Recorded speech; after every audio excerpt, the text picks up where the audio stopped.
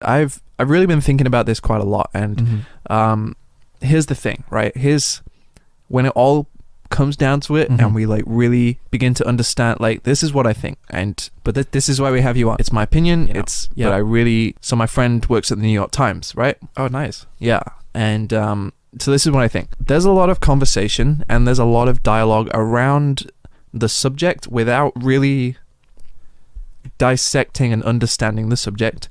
And I think what we really need, and I've said this before, I've said this on my podcast, if people want to check that out. Check that out as well, but we'll put the link in. I think what's really important is that we generate more conversation around, I mean, what we're doing right now. Yeah. You know? Yeah. This kind of, like, it's so important. No, for sure. It's so important. It's so important. It really is. Like, we need really this. Is. Yeah.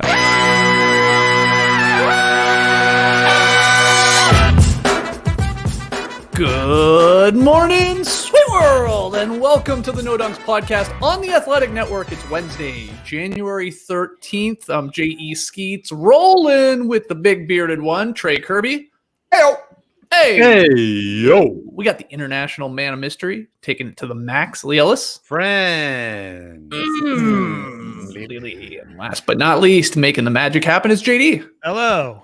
There he is, and here we are. Shout out to the stream team joining us live on YouTube right now. Please like, comment, and subscribe to our vids and our channel. Genuinely, of course, with all of those. We're less than 200 subs away from 25,000. So let's try and make that a reality today. If you haven't subscribed, just click the subscribe button and share it with a friend. If you listen to the podcast, make sure you check out Trey's hilarious new NBA Weekly Recap video that went up yesterday, later last night.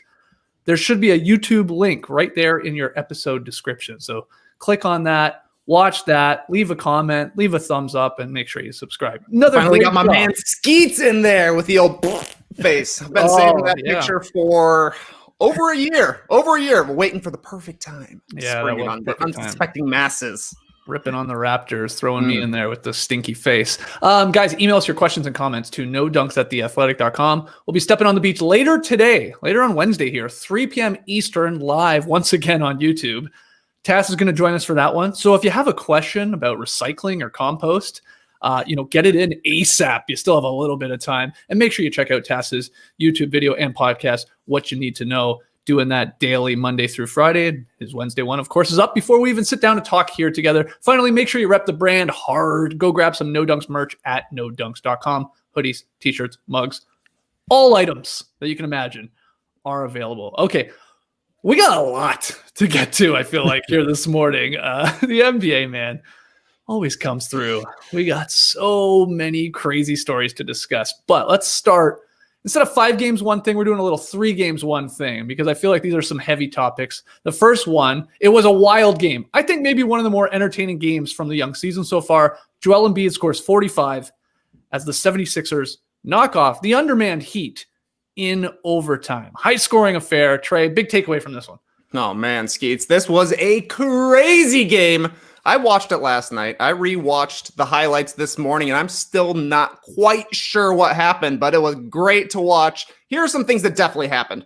Both the Sixers and the Heat had to roll out teams that not a lot of players that you would necessarily know about due to COVID protocols, obviously. You had 8 players playing for the Heat. You had 8 players playing for the Sixers, I think were the final tallies for both of them. And a bunch of guys who you've never heard of actually made some big plays in this one. Here are some other things that definitely happened. The Sixers were down 5 with 20 seconds after they almost blew it with 3 straight turnovers. Isaiah Joe, it's a deep 3 to cut the lead to 2. The Heat turn over the ball on the next inbounds play. Danny Green gets a wide open look from the corner. He misses. Joel Embiid gets the offensive rebound, but he had not been getting very many touches in the post there. So he dribbles out to the 3-point line where he gets called where a foul's called on, I think it was Kelly Olynyk. It could have been a carry on Embiid. Yeah. Nonetheless, the Sixers get the ball back. Embiid gets the ball off a pin down screen. That's what you want from your 7-footer. He dribbles into a nice pull-up jumper. Money. Then in overtime, here's another thing that happened. Joel Embiid came up with an incredible start in overtime. He was getting buckets off the dribble. He was making really tough shots. He was calling to the non-existent crowd to give him MVP chance. He took a heat check 3 that wasn't even close. This was the good stuff, Skeets. But then it wasn't over because Precious Achiuwa gets a tip with 44 seconds left. That puts the Heat up 1. Danny Green, another offensive rebound on the other end. He kicks it out to Dakota Mathias. Ooh! He drains his first 3 of the night to put the Sixers up 2. He gets the steal on the other end. He hits a couple of free throws to ice this game. It was over. I could have easily forgotten something that happened here. I had to watch multiple highlight packages to even see what exactly was going on, who was making these plays, but it was awesome to watch and a great reminder that every NBA player is really good. It's the Ben Uzo corollary. Even guys you've never heard of can ball out any given night. Gabe Vincent had a career high, like I mentioned. We had big shots from a guy named Joe, a guy named Matthias. That's their last name. A wild game that nobody would expect it to turn out the way it did going into last night because the Sixers, they're shorthanded, but they did have Ben Simmons and Joel Embiid. You would think this could have been a smash job for Philadelphia, but weird game for Ben Simmons. Embiid was incredible in the second half going into overtime, but what a weird one. Fun way to start the night, though. Yeah, for sure. I think the only thing you didn't include were maybe Danny Green in this game hit 9 threes, despite missing some key ones down the stretch, like you said, though he was doing other things, grabbing some boards. That 9 threes ties a franchise record with Dana Barros in the 76ers uniform. So that's fantastic. And this is, of course, Danny Green bouncing back after a brutal game before where people were heckling him. Yeah, there were people there to heckle these players. And he's, firing back 3 rings, and he comes with the 9 threes. You said it there, you slipped it in. Ben Simmons plays. Weird game, though. Very weird game. 12 assists, something like 6 boards, but only 5 points. I think only shot twice. And he fouled out. Okay, weird. And then Tyler Hero for the Heat. Really, impressive back-to-back performances from him now. I was thinking about him earlier this year. I was like, wow, we haven't really heard much of Tyler Hero. After the bubble performance, but 34-7 and 4 in this loss last night. And then that's coming on the heels of a 31-9-2 win over the Wizards. So, back-to-back bubble-like bangers there from Tyler Hero, though he had the brutal turnover. So that's all I would add to the impressive breakdown there. But Embiid is the story, Lily, with the 45-16, 4 assists, 5 steals, and another MVP-like performance early in the year. Yeah, and Trey mentioned it there. It was a bit of a throwback performance that he was getting involved with the non-existent crowd, which is what you want to see from Joel, because I think that's when he's at his best, and he's talked about that in the past, where he likes the different drama and the attention that he gets on him, and he took over this game, as he should have too, because you mentioned there was so shorthand. There was obviously no Bam out there, and so Joel Embiid, this is the game he should really just go out and eat, and he did in the end. It took him a little bit to get going, but once he did, it was great. But even at the end, Andre Iguodala had a 3 that wasn't too far off. This game almost went to double overtime, but I was actually watching the Nets and the Nuggets game last night. But, when you're on Twitter and you sort of see, this game looks like it's a blowout, that's fine. I'm not missing anything. And then all of a sudden it's like, oh my God, what is going on? That game's somehow in overtime. And then it's Embiid is just dominating in overtime. So it was a fun watch back this morning, just seeing him do that. And for the Sixers, this is a win they had to get for sure, and they did. It took them a little bit longer than, it was a little bit harder than they would have liked it to have been, but they got there in the end. But yeah, Danny Green, I just wonder, we don't play fantasy basketball anymore.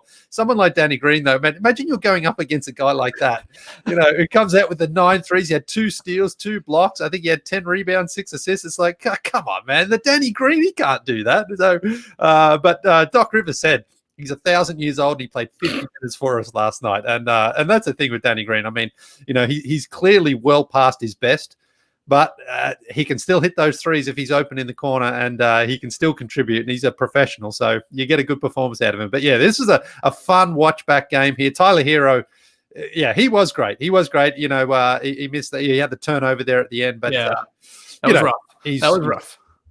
How old is Tyler Hero? He's 19 or 20 or something like that. He's got time. But seriously, like how good can Tyler Hero be? I mean, he's going to be a superstar, I think, one day in this league, because he's just got such poise for the most part when he's out there playing. And the Heat's so heavily shorthanded. He stepped up for them, like we saw him down in the bubble several times. Yeah, you said you were watching Nets Nuggets, which we'll get to. I was the opposite. I saw you like tweeting out, things about that game, and I saw people going, "Uh-oh, Kevin Durant dagger, KD taking over," and I'm like watching this Sixers Heat game. I can't turn it off. So I felt the opposite. I'm like, what am I missing out on? And I had to catch up on that one this morning because we had some wild games going on. Remember how I talked about the Sixers, like their game ops? They decided to have like their dancers still there. And they have like a little drum line, and I was like, that's really weird. Like, I mean, I get it. I want those people to have jobs. I want them to get paychecks. I also, do we really need them there? Like when we're trying to, we're in the middle of a pandemic and maybe having more people in the arena is not a good idea. But maybe it is all for Joel Embiid to try and recreate as much as possible a game atmosphere despite being no fans. But you guys just like tip your cap to those people that are just dancing all game long and playing the drums all game long. And that can't be easy, but there they are. They cut to them every commercial break, Trey. Well, I mean, what else are you going to cut to? I guess maybe we got some shots of Embiid just sitting on the sideline completely by himself. I thought that was a brilliant move. That's how you social distance. But I don't know, man. This was just things you would never expect to happen. Like Danny Green blocked a dunk last night. He took 21 threes. Yeah, he hit 9 threes. Yeah. He was trending 2 nights in a row on Twitter. He went, 0 for 9? From the field the game before, and then 9 for 21 from 3. I guess only 0 for 7 the game before, but just wild stuff. Unbelievable. Like Danny Green was mixing it up, getting offensive rebounds. Like you're saying, Skeets, there's that awesome clip of him the night before saying 3 rings. That's great. Great nickname for him. Crazy stuff, though. I don't know.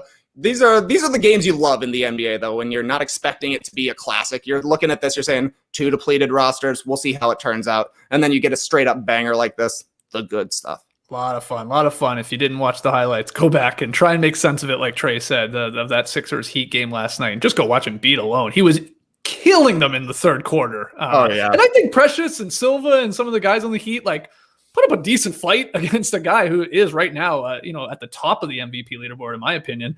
But yeah, that third quarter, he didn't miss a shot, right? I think 8 for 8 and 20 points overall. And then Trey said he kept it going, in the overtime, especially put his stamp on the game. Said they weren't going to lose that one. And he dragged them, really, honestly, to the victory. So huge. It's kind of like he realized, I'm being guarded by a rookie who's much smaller than me in the second half. And he put the team on his back. That's what you got to do. Yep. And 13 for 13 at the free throw line there, Lily. I know you love that. There's your little free throw boner. Well, that's the thing, though. I mean, it's important in a 3-point game, isn't it? You miss a couple of those and maybe it's a little bit closer. So well done, Joel. What do you think of Duncan Robinson's missed free throw? That was it's so hard to miss a free throw when you're a good shooter. Trust me. Yes, right, where he is trying to ricochet it off the rim, and it just missed, right? It just skimmed under, hit the mesh, and then hit the actual backboard, which is not hitting the rim, of course. I don't know. It was weird last night too. Steph Curry missed back-to-back free throws, at the line. He missed one. He was so upset. He never misses a free throw. And he missed the second one. I was like, what is going on? We had LeBron airballing a free throw earlier in the season as well. There's something going on out there. Maybe it's the lack of crowd. They're not focusing on their free throws. Who knows? Maybe. Well, you said it's the loneliest place in the world, so now it's even more lonely. Actually, there's less people around. Absolutely. Yeah. All right. Well, I'm glad you brought up LeBron there. Let's get to him because LeBron leads the Lakers past the Rockets in a blowout last night. The score says 117-100. I mean, it's not even that close. It was murder. Again, the LA Lakers taking care of the Rockets. So I'll go first. My big takeaways from this one. There are 2 things. One that happened on the floor and then one that happened after the game. What happened on the floor was amazing. And I think we have the clip. JD, you can roll it if you want. LeBron James hit a no-look three-pointer that went in mid-game because he wanted to win a bet with Dennis Schroeder, who you can see behind him, barking to him. And then LeBron shoots it like Steph Curry, turns around before watching it drop and looks him in the eye. Now, it was incredible, in the moment on Twitter. Everybody's going nuts. Oh, it's so Curry-like. And, that clip is awesome. I know, Trey, you were saying, is this the best one, yet? Because the way he just completely turned around.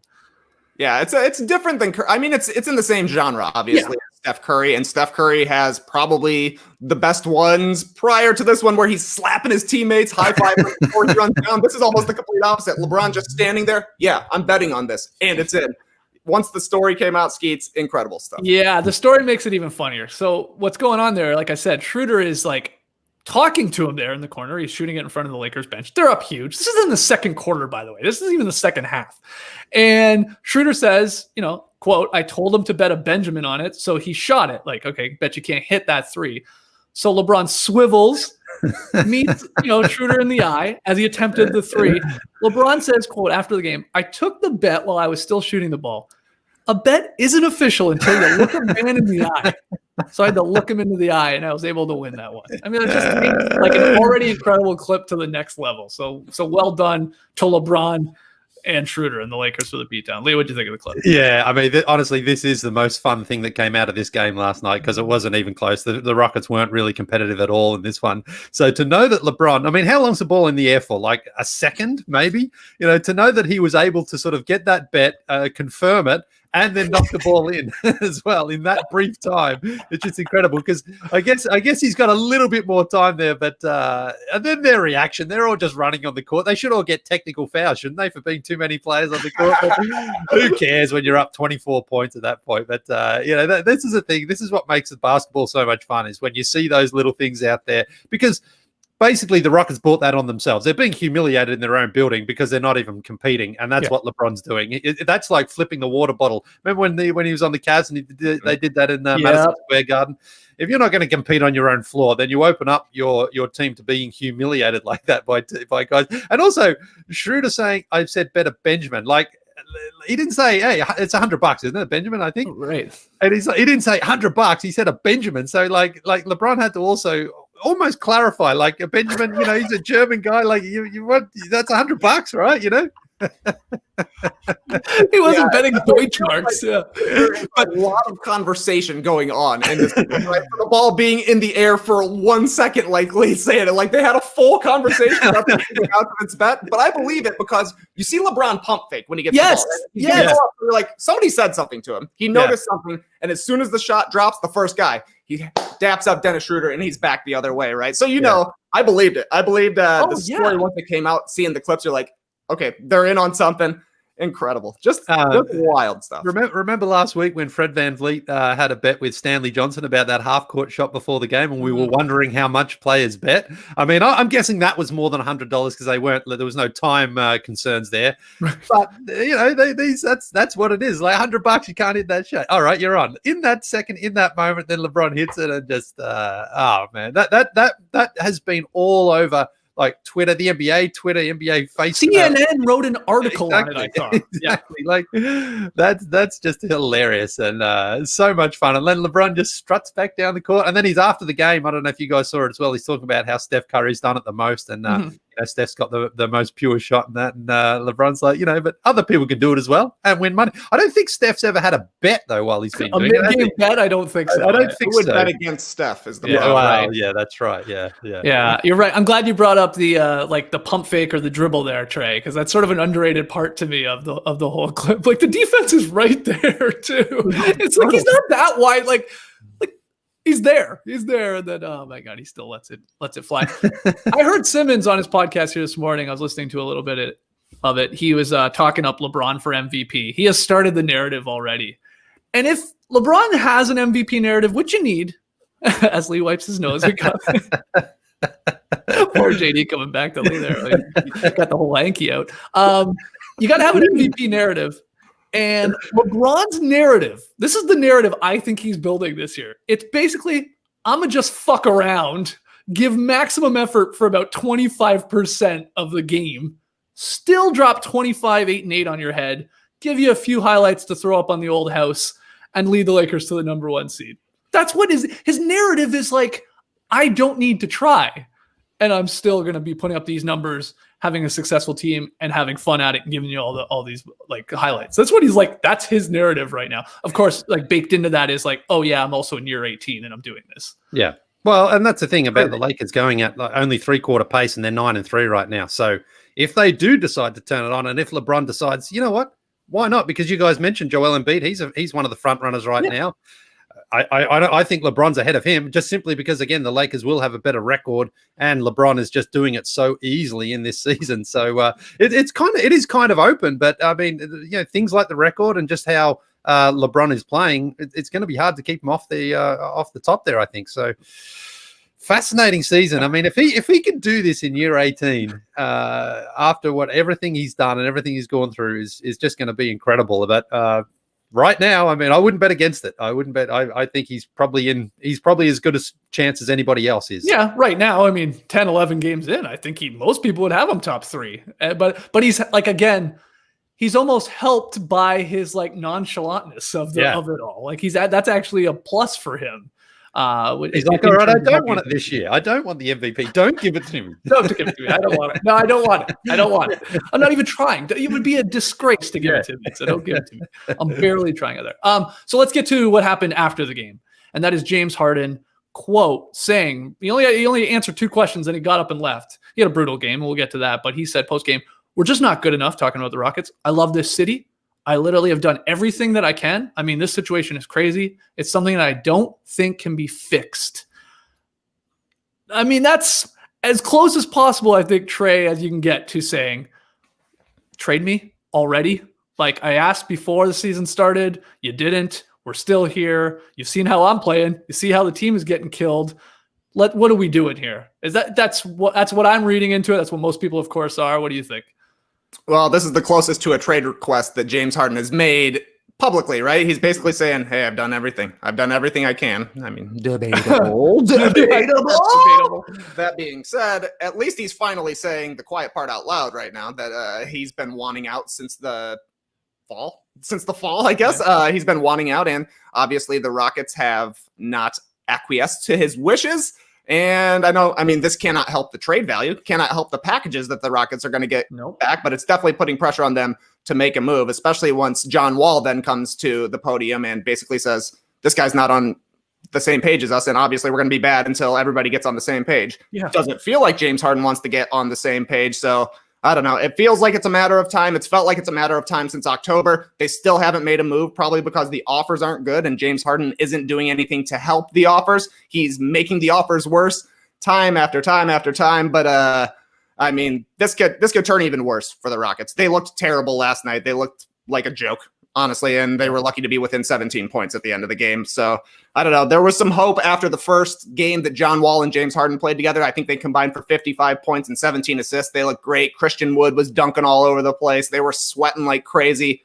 But James Harden's saying, nah, no, not for me. John Wall, maybe he's good, but not for me. I'd rather go somewhere else. So get him out of there. Yeah, Harden had remained pretty quiet here through a couple of months of all this speculation. He hadn't said a whole lot, but now he is. And he was saying it both in his play on the floor, and now it's leading into these post-game press conferences. They're not even, forget the same page. Harden's done with that book. He's not even picking it up. He already threw it out. He gave it away to the library or something like that. He is moving on. I think the Rockets have to do one of two things. Trade his ass right now. So we know there's a package out there. From, it sounds like there's still 5 or 6 teams that would like James Harden. Now, maybe it's not as amazing as it once could have been. The Rockets still insist on obviously getting like a young franchise cornerstone, a package of first-round picks, or other intriguing young talent. Of course they want that. You're trading a really good player. But you either trade him right now, for 75 cents on the dollar, whatever it is, 60 cents, or you bench him. And I know Zilla wrote about this morning. I was thinking it last night. At a certain point, it's destructive, right? For this guy to even be, playing with your team. You're still trying to win games, for crying out loud. If he's going to play like this, if he's going to just bring this attitude, then sit his ass while you try and shop him.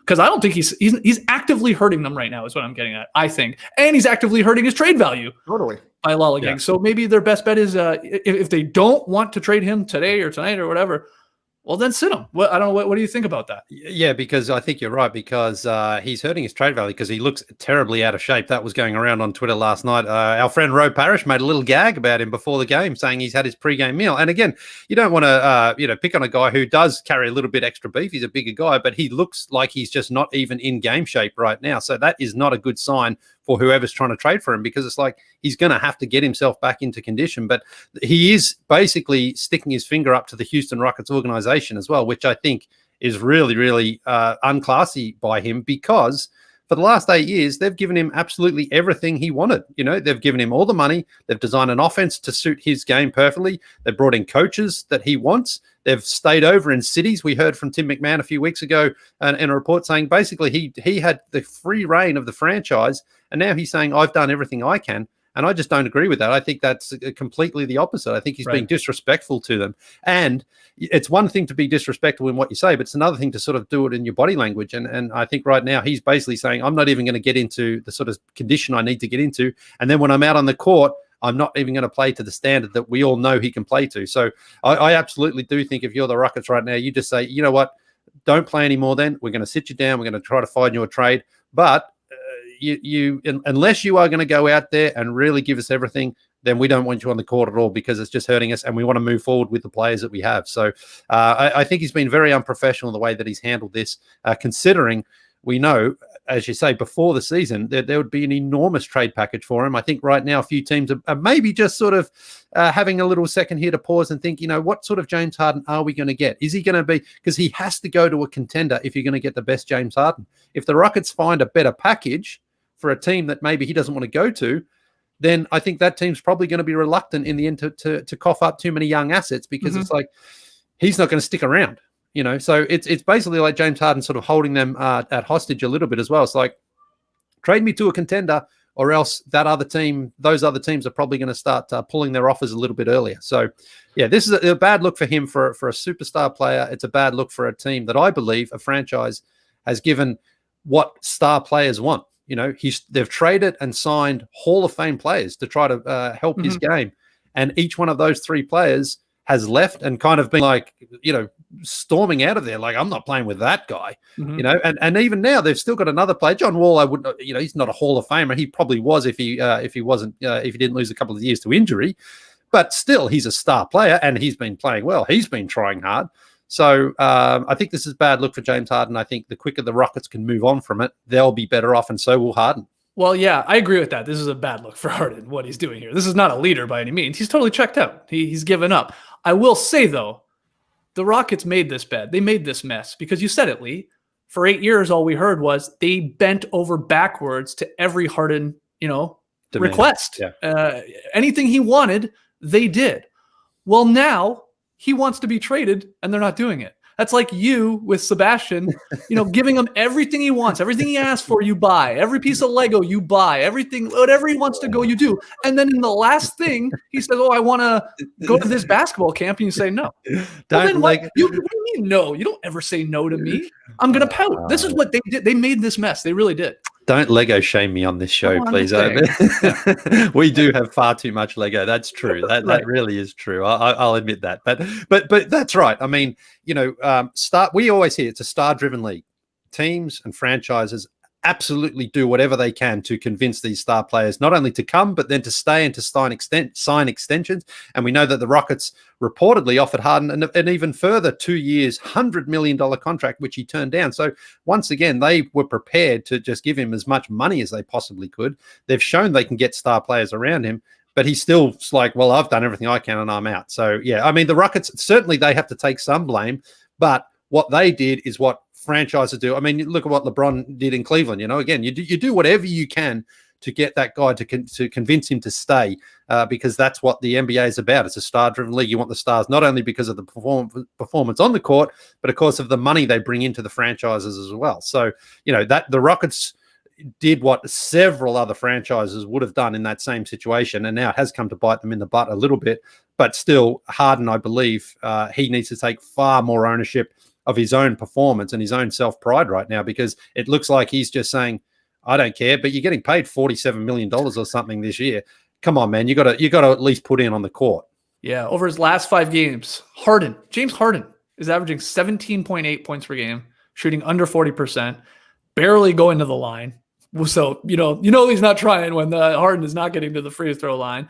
And I saw Mark Stein writing about it. Like, is that a byproduct of the team's overall struggles? Is it his desire to leave? I think so. Or is it these suboptimal like conditioning factors that he does appear out of shape, and obviously compound that with not giving a damn and just wanting out of there and sort of pouting. I mean, yeah, you're only going to get about 18 points per game from Harden. Now, Trey and I still believe Harden gets traded to the right team, a contender. Well, I think Harden goes right back to 35 points per game. I do. I believe that. We could be wrong, Trey, but I mean, this is the most out I've ever been on James Harden, at least since he went to the Rockets, but I would still be thrilled if the Bulls somehow work to trade for him. If he comes to my team, I'm expecting him to be at the top of the leaderboards in scoring again. It's very weird, though, because coming into the season, the Rockets allegedly said we're willing to get uncomfortable. And I thought, what's that mean for James Harden? What's he going to do? Just shoot the ball every time and not play defense? That's what he does regardless. Apparently, the answer is not shoot the ball. It's the opposite. Not go to the hoop, which I guess it does make sense.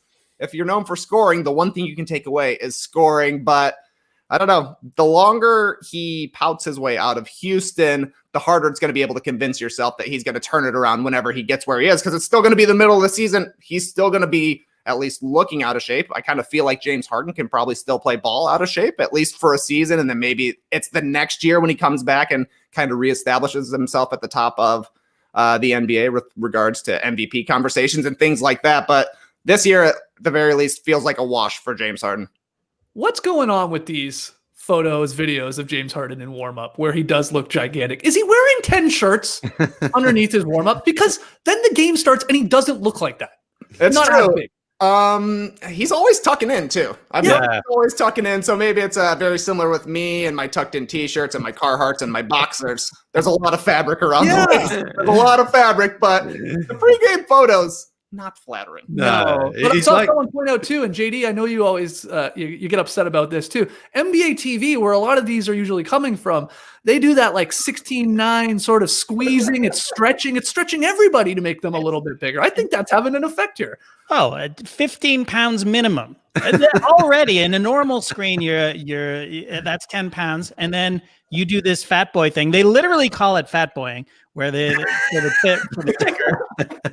That's another 10 pounds. Yeah, 10 pounds right there. So that's 15 pounds, and maybe he is. We're all have a little bit of extra weight on us in these trying times. So, yeah, Ro. Take it easy, man. That was a pretty funny line by Ray. Someone had a pregame meal. It's pretty good. It's pretty good. So, yeah, I mean, look, again, I think they trade him this weekend, or I think you got to sit him down. I can't imagine Harden playing with these guys here, especially like you said with John Wall, his comments. He's being pretty damn candid. Like, no, the guy doesn't want to be here, and we can't play like this. That's a toxic locker room, or a product, of course, on the floor. Basketball, you gotta vibe with each other. You gotta have each other's back, and he just doesn't care. So sit him down or trade him. And I still think that deal is going to happen. I think it's either going to be the Sixers or the Nets. I do believe that. I think the Rockets would be content with a Simmons-led Sixers package or a Karis LeVert-led Nets package. I do. And then, of course, with other pieces to make the money work and picks. People think that's too much now. I'm tweeting that out last night. People are like, there's no way they're getting picks back for James Harden. What? I mean, maybe. Has he tanked his value that much, Trey? I don't think so. I don't think so. But I mean, every minute that he's not traded, you have to imagine the offers are going down. I will say, curious timing that Ben Simmons had a really detached game for the Sixers last night on the same night that James Harden it finally came out with his trade request. Perhaps something is in the mix. Only time will tell. But if you're the Rockets, you got to at least be pretty happy with how things have turned out with John Wall. He's looked all right on the court, and he seems to be a little bit of a leader here, calling out the face of the franchise and James Harden, saying, this guy's not in on our team. Obviously, John Wall is. I don't know if he's a building block piece, but it looks like they've won this trade with the Wizards for Russell Westbrook at the very least. And it looks like he's at least going to be a good player, a solid starting point guard. And, maybe he gets back to the all-star level. He's still only playing in his first month after being out of the league for 2 years, basically. So he's looking a little bit like a leader. He's looking like a guy who can at least be competitive there in the Western Conference with the Rockets. So maybe they're able to add a Simmons or a LeVert, and then what other supplementary pieces come as well. And your rebuild is at least a little bit on track.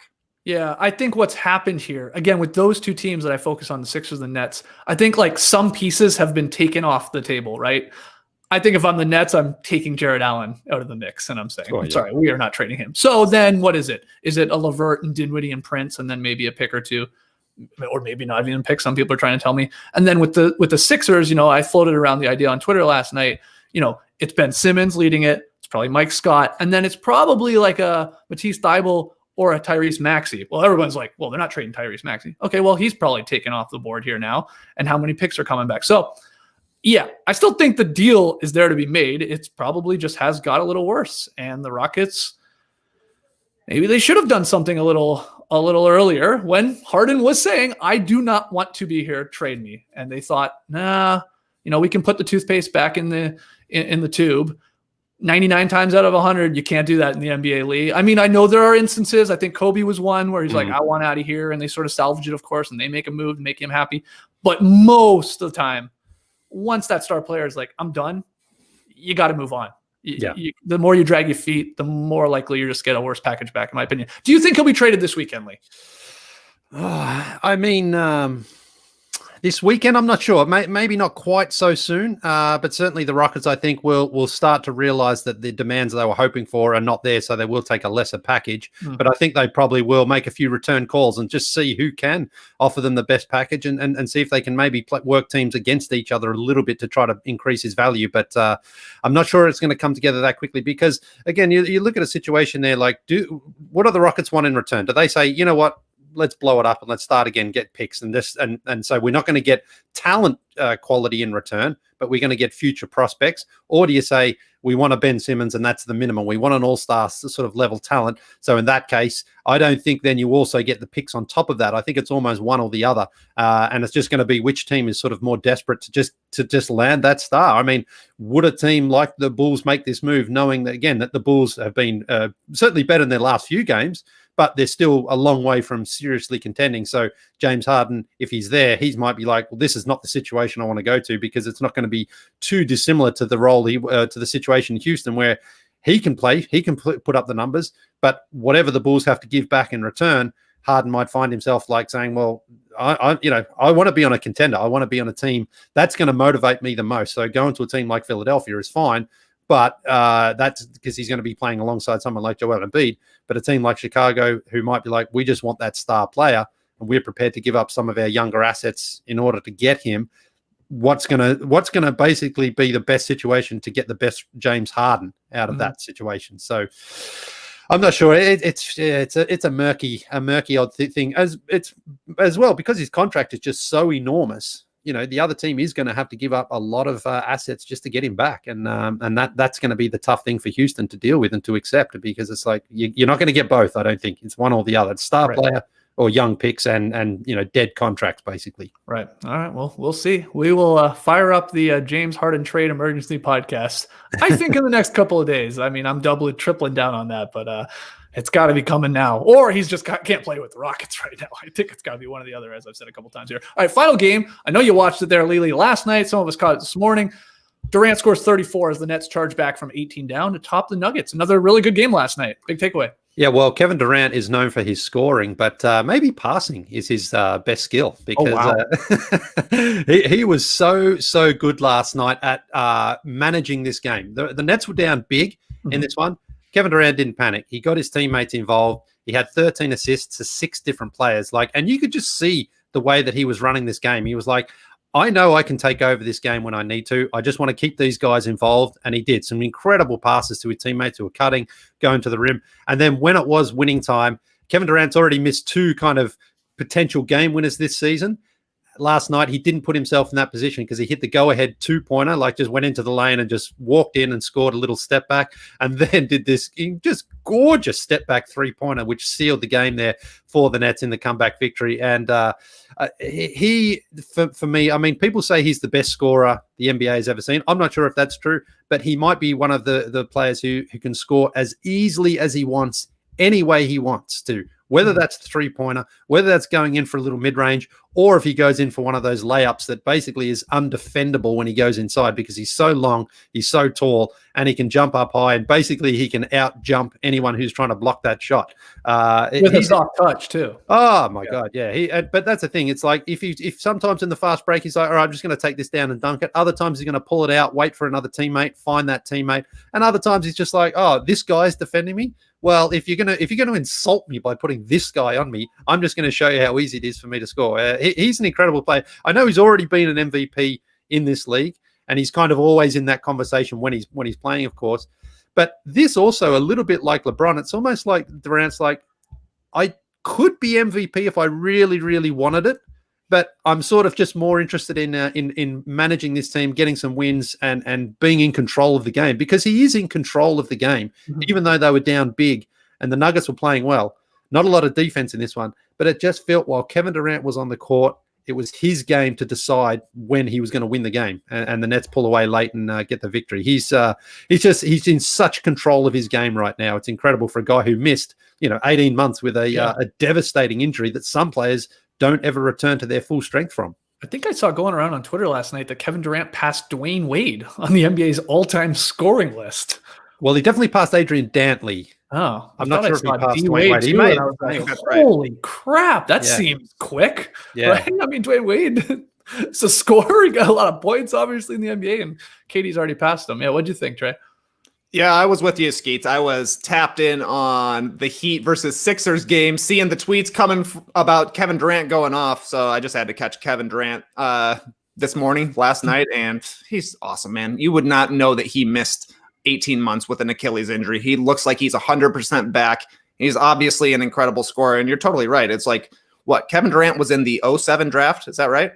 Or yeah. 08? 07 draft. Dwayne Wade was in the 03 draft. Like, that's only 4 seasons different, right? That he already passed him. I think he also passed Elgin Baylor. These are legendary names. These are Hall of Fame names. Kevin Durant would be finishing the top 5 in career scoring. He's still got a chance, I think. And that's even after missing 18 months of basketball. He can score every single way. He won 4 straight scoring titles back in the day. And I think that people have kind of forgot about that because he became more than a scorer. He became a LeBron-like player who can create for teammates, who can contribute defensively and really shut things down when he's engaged there. He's awesome. He's the best player in the Eastern Conference, I would say. Maybe even ahead of Giannis. Just it's easy to sleep on Giannis right now. Same as it was easy to sleep on Shaq back in the day when somebody's able to dominate that easily. But when he's got it going, man, there's few players that are more fun to watch. And like you're saying, Lee, he's had a bunch of really great shots to win games for the Nets this season that just haven't dropped. They did last night. Yeah, and this win may have been big for Brooklyn too. Maybe bought them a little bit of time. Another L would have been rough there. And they were down big, like you said. I mean, Jokic was not happy with the Nuggets defense completely falling apart. He's kicking chairs. He's pissed as they wanted to close out that road trip with a victory. But I mean, it bought them some time because Kyrie Irving still not playing with this team. He's not expected to join Brooklyn this week. He's going to miss more games. The NBA is reviewing this maskless video that surfaced of him, what appears to be at his sister's 30th birthday party, big group setting. You're not supposed to do that under the NBA's health and safety COVID protocols here, so he could be dinged for that. And yeah, like it's sounding like they don't even know when he's going to be back. We don't really know what's going on with Kyrie specifically. Now, this is something we just didn't talk about yesterday because we're like, the video had surfaced the night before. I'm like, well, let's just wait and see if we get a little more detail. I guess we've gotten a little bit in terms of the NBA investigating it, but there's still a big unknown of really what's personally going on with Kyrie because they just keep saying it's personal reasons that he's out. And then Nash and like Sean Marks, the GM of the Nets, are asked about it, and they really sound like they don't know either.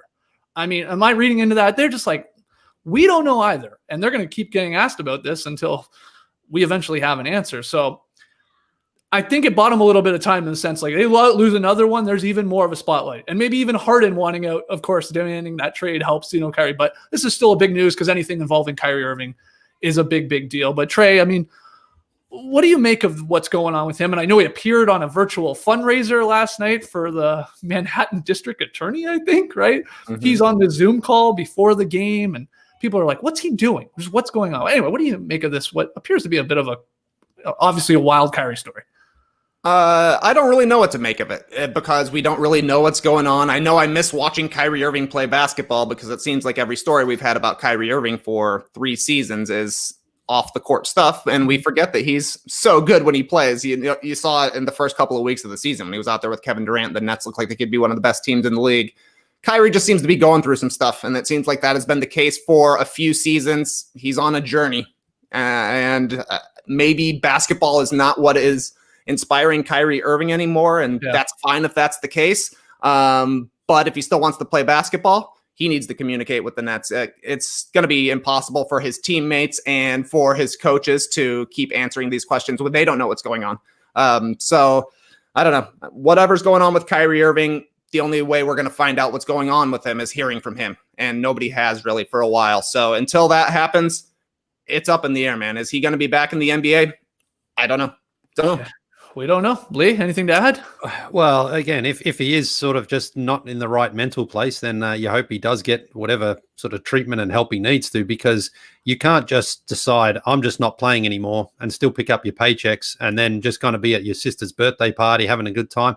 You need to be able to say to the team, listen, this is not for me anymore, or I need to take time away. Kyrie doesn't owe it to us. No, he owes it to the Nets, I think. Exactly. I mean, they're paying him a huge salary, and again, if someone is dealing with something, you want to give them the full support. But if this video of him at the birthday party is true, he doesn't look like he's having too many problems there. And again, on that Zoom call last night, he's got time for that. Well, you've got to talk to your team. You've got to communicate, and so at least Steve Nash or Sean Marks can say something clearly to the media and they know exactly what's going on, because right now everyone's just looking, he's embarrassing the team. He's embarrassing the franchise because he's not giving clear direction as to why he's behaving the way he's behaving. So now he's a bit of a unique guy, he sort of dances to the beat of his own drum, which is again, fine. But you can't just say, all right, I just not playing anymore and not tell the team. Well, yeah, you can, well, but you should tell your team. Yeah, sure. So when they say, we've talked to him, he's working on some things, we're figuring out a plan, but again, they seem just in the dark just as much as we are, which is a problem in my opinion. Yeah, and also you need to sort of know what the plan is going forward, because what's to say he doesn't come back for a couple of games and then just say, yeah, I'm out again for another 10 games. I don't know. So, I wish him all the best, because it's certainly an odd situation, and it certainly seems like he's dealing with something. We just don't know what that is. We'll wait to find out when it comes to Kyrie. All right, we have some news from yesterday. This is big news. So just, there's sort of a lot of details to give you guys here, both you, Trey and Lee, and everyone joining us live and listening. So amid multiple teams dealing with these COVID-19 issues, the NBA has implemented stricter health and safety protocols for the players before, during, and after games. Now, the changes include a lot of things. They include outlawing hugging. Man, your man Divine's going to hate to hear that. That guy's a hugger, man. That's going to be tough for our man Divine. Outlawing hugging and other physical interaction between opposing players before and after the game, as well as reducing social interaction during play. So you're supposed to only do elbow or fist bumps, when you're out there. The NBA plan is also enforcing the wearing of masks by coaches and players on the bench during games more strictly. Okay, so they're going to zero in on that. The most dramatic change, though, may be closing off of rooms to non-team guests in road hotels. The league is no longer allowing players and staff to leave hotels for non-team activities, and it is eliminating visitors to hotel rooms because players were previously allowed to have up to 2 guests, which seemed like a bad idea right from the jump, but no more. There are a number of other rules, including like reduced pregame meetings and specific seating charts on flights and potentially extra testing, and it goes on and on and on. Do you have any faith, Trey, in any of this working, or was this sort of the league putting this out there for an optics, reason? Like, what'd you think of, again, these updated health and safety protocols? Well, I have a little bit of faith in it, but not a lot. The only reason I have some faith in this is that apparently everybody wants to push through this and continue to play the season. Everybody wants to finish. Nobody wants to go in a bubble. Nobody wants to postpone it, which means then that everybody needs to commit to it. Because if everybody's saying, yeah, we're going to be playing the season, and allegedly that's the case, the idea of stopping the season never even came up. Things need to change, so they got to do a little bit better protecting, which means that everybody has to buy in on this 100%. And I mean, it's kind of ridiculous that guests were allowed in rooms anyways. I mean, I know it's going to be tough for the players to not be seeing people and traveling from city to city to city to city and just going to your hotel room, going to see your team, going back to your hotel room, blah, blah, blah, blah, blah. You're doing the same thing every single day, but that's what it's got to be if you're going to be able to keep everybody healthy.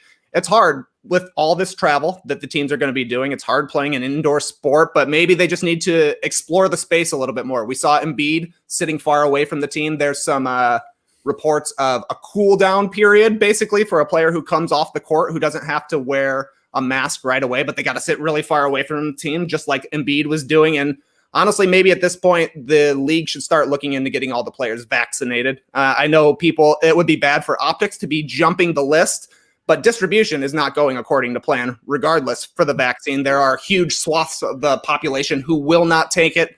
The number of doses needed for the NBA, it can't be that high, right? There's 500 players. Maybe there's another couple thousand NBA employees who would then need to do it. We're talking 3,000 doses for $1 billion industry with thousands of jobs depending on it.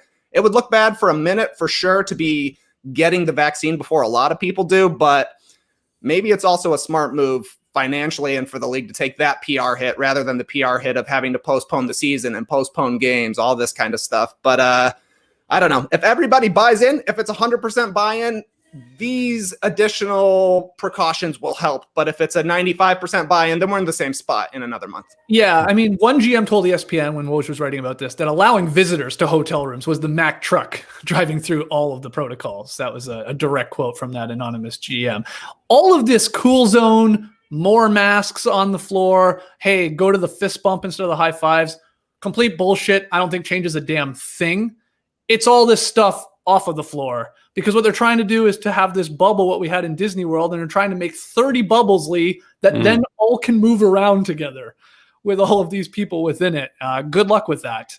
And that to me is the difficult part. And even George Hill is like coming out and talking about this. He's like, so what? You just want us from fly to city and just stay in our hotel room? The answer is the NBA is saying, yeah, we want a bubble for your team, and it just moves together everywhere and doesn't go and do anything else. But George Hill's saying that's ridiculous. Well, yeah, it is. I mean, 2020 and 2021 is ridiculous with this pandemic, but that's the only way this is going to work. All this other stuff on the floor, sure. I mean, it can't hurt. It only helps, I guess. But I think that's a bit of silliness because I watched the games last night. I didn't see a lot of fist bumps. I saw 100 high fives. I saw all the constant pulling down masks. You're right. I saw Embiid in a cool zone period, but like, they're still playing basketball with each other. I don't know why, they're not considered close contact when they're playing contact basketball. So I think it's the worrisome part is the stuff off the floor, in my opinion. Yeah. Once you're on the court, it virtually does nothing to say, okay, don't high five each other, go for a fist bump, because you're breathing all over each other, you're sweating all over each other, and this is a transmittable virus through the air. So it's in the air if you're that close to people. So you're also asking a lot from the players to understand all the things they're allowed to do and not allowed to do, because it's like, it feels like at times it's like, okay, again, when you're having shoot around only for 10 minutes, or whatever it is, are you allowed to then be all over each other for that 10 minutes, but then you have to separate? I mean, the damage is done at that point, I think. And then when you are on the road, it's like, okay, you're no longer allowed to go to restaurants. You're no longer allowed to have people to your room. But are you allowed to go to Starbucks and get a coffee around the corner if you go by yourself and you wear a mask? Is that okay? I mean, I think it's a little bit confusing, but clearly the league and the owners are doing everything they can to prevent having to suspend the season because, of course, that means the suspension in payments. And that's ultimately what it comes down to. It's a financial and economic decision before it's a safety decision, because if it was purely a health and safety decision, I don't think we would be playing right now. It's definitely a sort of situation that Adam Silver said coming in. It was kind of, they have to deal with these things as they come up. And right now they're facing a problem where the Celtics, I think, have had 3 games now postponed. We've had 6 total games now here, basically 3.5 weeks postponed. Now, they'll be able to make up those games, even if you play back to back to back, whatever, at some point. But it's like, how much damage is going to be done first? And at what point does the league say, okay, we do need to actually now take a 2-week break, a month break, a 3-week, again, those sort of questions are very, very difficult to answer. But trying to ask the players and executives and officials and everyone who's traveling to basically not interact with each other at all, unless you're on the court, it's almost impossible to police, and it's almost impossible to enforce as well, because it's natural at some point players will be like, I don't have the virus. I'll be fine. No one's going to know if I sit next to this person on the plane not wearing a mask. You know what I mean? Like people, you get lazy and you're just like, I'll be fine. It's not going to happen here. So, but they're trying. I guess they're trying because they just, as I say, they want to prevent having another work stoppage. No, they are going to go through with this damn season. I mean, they saw what the NFL did and MLB, and they had their complications, obviously college sports too. And they're like, no, well, they got through it and we're getting through it. And you're right, Lee, you're spot on. Like if safety was at the top of the priority list, then there'd probably be no damn sports, but it's not. And so they're just going to barrel through here and try and put in as many rules and, protocols as you can. Again, policing it all is, like you said, like damn near impossible, but I guess maybe they start coming down harder on guys that are breaking this stuff on the floor. I don't know. That guy's wearing his mask wrong. All right, it's $10,000. Like, set that precedent. We'll see. I know Doc Rivers already got fined, but maybe we'll see more of that. Wild stuff. All right, we got tweet of the night. We actually have a top 5, Lee, from you. You're going to count down your top 5 fingers, eh?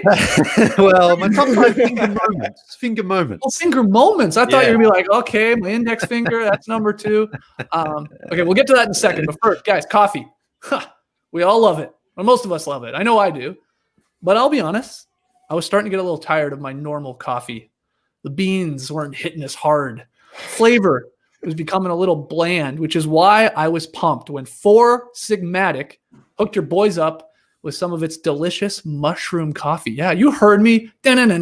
Mushroom coffee. 4 Sigmatic's mushroom coffee is real organic, fair trade, single origin Arabica coffee with lion's mane mushroom for productivity and shaga mushroom for immune support. This stuff helps me focus so I can get shit done. All right. I can walk the dog. Done. Put away the Christmas tree. Done. Fix that goddamn toilet holder roll that inexplicably keeps falling off for some reason. The screw, the little nut is like stripped, and I've tried everything to get it to stay, but I'll keep working on it because I got this coffee. What's the line? Coffee. Trey. Cranking through your sis? Yeah, thank you. Coffee cranking through my sis. Yes, thank you. I couldn't remember. And now here's what you're probably thinking though with this. Does this coffee taste like mushrooms? No. It tastes like coffee, which you love. It brews dark and nutty, just like a DMX banger. Over 20,000 5-star reviews, and best of all, 4 Sigmatic backs their products with a 100% money-back guarantee. Love every sip or you get your money back. Now, we've worked out an exclusive offer with 4 Sigmatic on their best-selling mushroom coffee, but this is just for you, the No Dunks listener and watcher. Get up to 40% off and free shipping on mushroom coffee bundles. To claim this deal, you must go to 4sigmatic.com/nodunks. This offer is only for you, Team No Dunks, and is not available on the regular website. You'll save up to 40% and get free shipping. So go right now to FOURSIGMATIC.com/nodunks. 4sigmatic.com/nodunks. Go get some delicious mushroom coffee and you can thank us later. All right, Lily, let's get to this top 5. Top 5. Coming in at number 5, Lee's pinky finger. A whole lot. No. My fingers are going to stay out of this one. But now you guys remember the other day when the LA Clippers tweeted out a picture of Kawhi Leonard's gigantic hands and then his middle finger there wrapping around the 2 bottles of liquid. I'm not sure what's in both. I guess water's in one. I'm not sure what's in the other.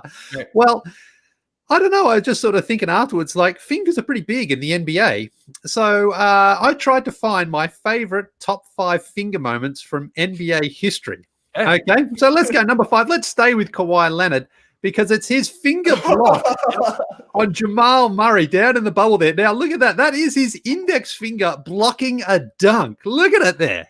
Just incredible. This is only at number 5. This is only at number 5. Yeah, it gets better from here. Well, I hope it gets better from here anyway, because at number 4, a very iconic moment. Game 7 of the Western Conference Finals in 1995. Mario Elie with a 2-finger here celebration, the kiss of death after he hits the 3 that basically seals the 3-1 comeback, sends that over there to the Phoenix Suns bench. A classic moment. You guys know I love to bring that up whenever we open cards and Mario Elie pops out. The kiss of death, a beautiful moment there. Okay, at number 3, we go out to Utah. Oh, good one. And Delonte West. Yeah. So now, good. I look back at this, and Delonte West kind of gets in Gordon Hayward's face on the way down the court. He's angry at Gordon Hayward for some reason, and then he gives him the rare, dry, wet willy. Yep. Now, he didn't get suspended for that game, but he did get a $25,000 fine for the wet willy. Right in the ear hole there. Poor old Gordon Hayward there. The dry, wet willy. Yeah, very, very funny. Okay, at number 2, we go to the NBA award show in 2018, and Charles Barkley's up on stage with Kareem Abdul-Jabbar. And they're basically just thanking Bill Russell for his contributions to the game. It's not like Charles Barkley started ripping on Bill Russell. He's just saying, thank you, Bill Russell. And this is Bill Russell's response. How do you give the finger, by the way, Lee? The middle finger. I'm like that. Oh, yeah. Yeah, okay. No thumb. Yeah. People always think the picture behind you is also Yeah. the middle finger. Yeah. Seeing it next to your finger, I buy it. The elephant there, yeah. So Bill Russell. Now, Bill Russell has done that a few other times where he just sticks his finger up. It's Bill Russell. It's a legend. It's number 2 there. But, of course, I think number 1, well, this guy, I mean, he not only made his career out of being this being his calling card, but he also turned it into commercial success as well. We've seen him in commercials, advertising things. He's always making fun. Dikembe Mutombo's signature celebration. He did this pretty much his entire career, where he blocks guys, he blocks shots, throws up the number, the index finger. And if you guys remember, we had Dikembe on the show, and when we went to Photo Corner, we actually didn't do a photo. We just did the boomerang there. All of us doing it. I mean, that's just how iconic it was. That's a good clip. I haven't seen that in a long time. Yeah. Why is it in black and white? Were we shooting that in like 1940? I'm not sure. That was on my phone, but I wondered that as well. I wonder if it was Carlos or Rick who did that, the boomerang, and did they do it in black and white? I'm not sure. I can't remember, but maybe we asked. Maybe I said, hey, do it in black and white for some reason, but who knows? All right, that's a good top 5 list. Was there anything else in the mix, just out of curiosity? Well, Gerald Green and Davis Bertans were both in the mix because they don't have 10 fingers. They only have around 9.5 in there somewhere. But Davis Bertans is apparently Davis Bertans. Yeah, his his ring finger got caught something, and he lost part of his finger as well. So yeah. Some fun moments. I wanted to get like a Joey Crawford sort of pointing, when he ejects someone, like he's pointing that finger out there, but it was more the whole, the ejection rather than just his finger there. So, anyway, there you go. Top 5 fingers, according to Lee Ellis in NBA history. Did he miss one? Let us know in the stream team comments, in the YouTube comments. Tweet at us at No Dunks Inc. Great stuff, Lee. That was a lot of fun. All right, Trey, you got tweet of the night, my man. Tweet of the night. Wow. Twitter. Had a really nice tweet of the night lined up coming into today. It was Kendall Gill, our old friend, challenging Jake Paul to a boxing match. Yeah. Interesting stuff. Honestly, probably a good match. Differing ages, of course, but earlier this morning, a No Dunks fan by the name of Sam Likes Eggs hit us up on Twitter. With my partner. Yeah, exactly. That's why I thought it was. I was like, I'm on to you, Skeets. I know you like eggs too. Anyways, this is an incredible clip. It's Steven Adams going on a show called Kiwis Abroad to talk about how he's been spending his free time. How do you keep busy in between games and trainings then? Just doing a bit of, I've got a worm farm now at my house. Bought some worms the other day, some compost worms. And also have a microscope so I could check out all the little bugs in the soil and whatnot. Just real nerdy stuff, bro. I'm going a bit mad. Nudge. Help me. This guy's got a worm farm. This guy's got a worm farm and a microscope. So I guess when he gets back to New Orleans, he just heads out, checks out the little bugs. But I mean, shout out to Steven Adams. Every interview with this guy is great. I didn't know a worm farm was a thing outside of Dumb and Dumber. That's the last I heard of a worm farm. They were opening a store. We got worms. But just amazing. Just imagine Steven Adams with a microscope spending all of his free time watching. That's apparently what he's doing. Great. I believe it. Yeah, I believe it. He is so damn funny. Yeah. Oh my god, I like when he does that. Lee, you fired up the Kiwis. Was that last week when you were, I guess, making a joke about Stephen Williams? It was after the triple double, right? And you were contemplating the best athlete in New Zealand history, and you said it was Tiger Woods' caddy. Yeah. Well, no, he was the highest paid New Zealand athlete for a while there. And I said Stephen Adams' triple-double was the greatest sporting achievement in New Zealand history. But most of the Kiwis got it. A few of them got a little bit upset. What the hell are you talking about? They said, look at the ICC cricket rankings. And I'm like, yeah, okay. When was the last time we beat Australia in a test series? Like about 50 years ago. But are they high in the ICC rankings right now? Well, apparently they're ranked number 1 because they just had a big series victory over, I think, the West Indies. But the West Indies are, and then Pakistan maybe. Okay, excellent stuff. That was a nice last-minute switch up there, I think, for Tweet of the Night, TK. Though I would put money on Kendall Gill beating the snot out of Jake Paul. Is that Jake Paul? Yeah, he's 4-0 in his professional boxing career, Kendall Gill. Like Jake Paul's 3-0, Lee. Oh, and he's in his prime. But I mean, that's Paul's fighting guys that don't even box. Kendall Gill's a boxer, man. Yeah, that's what he's saying. You got to give the NBA a chance to regain some glory because I don't know if y'all watched the Nate Robinson match, but not a great look for Nate. I didn't watch it. I saw the memes, obviously, of him lying on the ground. But yeah. Well, how tall is Jake Paul?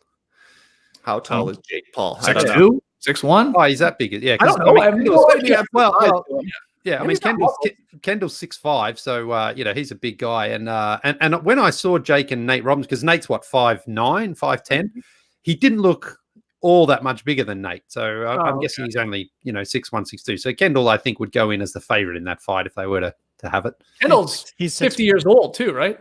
Yeah. I think he's 52, yeah. But like Lee's saying, he's got the experience. Kendall Gill has been part-time professional boxing for like 20 years. Oh, yeah. He's in his prime right there. I think set it up the match. I don't know if Kendall Gill is as big of a draw as Nate Robinson, but maybe he was the Nate Robinson of his generation. Well, put me down for Kendall Gill beating the crap out of him if it ever happens. What were you going to say there, JD? Just confirming Jake Paul's height at 6 foot, according to Google. But Okay. Another thing that says 6'1". So that means he's 5'11", guaranteed. Yeah. Yeah, exactly. All right, pick 'em results. It's a game we didn't talk about, though. I know Tass touched on it a little bit on what you need to know, so go listen to that or watch that. It was the Pacers-Warriors game. Tass and Lee, you had Indiana. Lee, you got a victory. They pulled it out late. They went on a nice little run late. They just had to cover the 2.5 because the Warriors were favored, but they get the victory. That's an outright win. So, awesome game. I know. Playing fast. It was like everybody's like, whatever. We're just gonna run up and down the court the whole time. Cassius Stanley was out there. Edmund Sumner was balling, throwing his body around. Fun stuff. Looked like a scrimmage with both teams wearing blue and yellow. Loved it. Yeah, they threw the box and one at Curry again there because Nate Bjorkgren coming over from the Raptors staff. Yeah, it's a fun game. I apologize to Pacers fans, especially for not talking about it, but Tass did. Anyway, Indiana gets a win. So, Lee, you're 5-8. You're now tied with Trey, who's 5-8 because he took the L. Tass is 7-6, and so am I. So we got two of us 7-6, and you guys are 5-8. Tonight's game is Brooklyn, New York. Battle of the Boroughs. Nets favored in this one by 6.5. It's in MSG though. So Lee, get us started. You don't need to flip a coin. I said if you want, but now you're on fire. So who you got? Well, yeah, 6.5. I mean, so the Knicks have definitely cooled off from their hot start, and their defense has been bad. The Nets' defense is awful though as well, but they've got Kevin Durant, and again, every time I watch Kevin Durant, I'm just like amazed by how good he is. I think they've got 7 points in them, so I'll take the Nets. Is Durant playing though in a back-to-back situation? Well, yeah, of course, I did think about that too. But without Kyrie, I suspect he will play. I mean, who knows? Okay. Who knows this year? Things are all a bit crazy. But the game could be postponed in the next hour. Exactly. Yeah. This one I think is going to be a high-scoring affair, though. So so you got the Nets though winning by 7 or more. Yes. Okay, Trey. Yeah, I'm going to go with the Nets as well. The Knicks have looked kind of brutal after that huge Austin Rivers fourth quarter that got them a win against the Jazz. 3 straight losses. and they haven't even been close. The Knicks haven't scored over 90 points in 3 games. Bad news, Bears. I imagine they'll score over 90 in this one. The Nets don't play much defense. I wouldn't be surprised if this game's in the 140s. Give me the Nets. They're looking good. I'll take the Knicks for a lot of the reasons you guys are saying. I don't think there'll be a lot of defense. I don't even know if KD will play. I think the Knicks will at least keep it close enough to cover. They got to lose by 6 or less, or heck, win the game. Maybe Randall goes for another monster triple-double. I'll take the Knicks. Let's hear what Tass has. I think this line is a little too big. The Nets give up a lot of second chance points, and the Knicks get after it on the offensive glass, even if they can't really score all that much. I think that keeps them close. Give me the New York Knicks. Oh, wow. So there you go. Tass and I will either extend our lead on you guys tonight, or you'll get a little bit closer, and the buttholes will get a little tighter as we near the end of January. Yeah. No, hold on. It's January 13th. Feels like February 15th. Oh my God. Anyway, good luck to everybody. Thanks for joining us today. We got another podcast to get ready for later today. Beach Step In, where we answer your emails, we answer your tweets. You can join us live on YouTube at 3 p.m. Eastern, or you can just listen to the podcast later in the day, later in the night. Go grab your No Dunks merch at nodunks.com and subscribe to The Athletic already. $3.99 a month. Heck of a deal. Go to theathletic.com/nodunks. Clipper Bros. You heard it here first. Have a great time. Turn up. Love you guys. Awesome. Thanks for joining us. And remember, the ring finger, it's the worst finger, just because it's hard to control by itself. Embrace the day, people.